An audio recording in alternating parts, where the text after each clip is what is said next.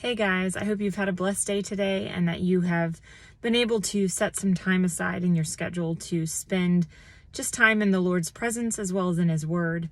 As Christians, it's so important for us to make sure that we're allowing just His presence to be a part of our daily lives, to be something that we crave and we desire and that is normal for us to seek out. And a part of that is definitely reading His Word.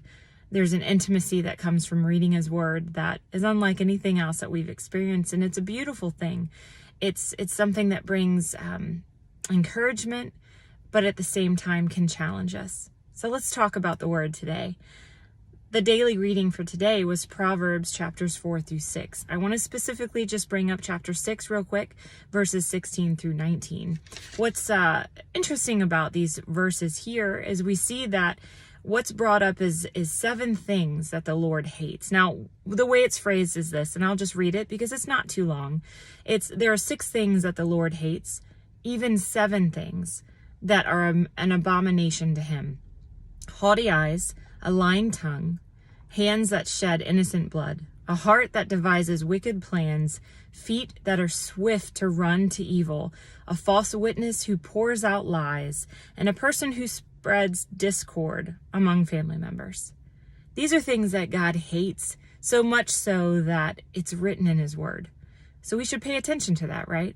So most of these sins are connected to something that we can physically do in and through our body. And it also focuses on how we treat others. We're reminded of what Paul tells us in Romans chapter, I think it was 6, 12 through 13. Actually, I'll read that real quick. Let me grab that. It's therefore, do not let sin reign in your mortal body so that you obey its evil desires. Do not offer any part of yourself to sin as an instrument of wickedness, but rather offer yourselves to God as those who have been brought from death to life, and offer every part of yourself to Him as an instrument of righteousness. You know, we have to honor God in all that we do. We have to worship Him in spirit and in truth. And we have to make sure that how we treat others is how He would treat them. People look at us and they see what we do, what we say. They see how we treat others and they judge God off of that. Because we are His vessel, right? We have to be a reflection of who He is. So let that be a challenge to you. When you catch yourself wanting to say something negative about someone, stop. When you catch yourself wanting to lie to get out of trouble, don't do it. When you find yourself being drawn towards evil, walk the other direction. I think these things are so important. We should be reminded of that daily, right? So let's be encouraged, though.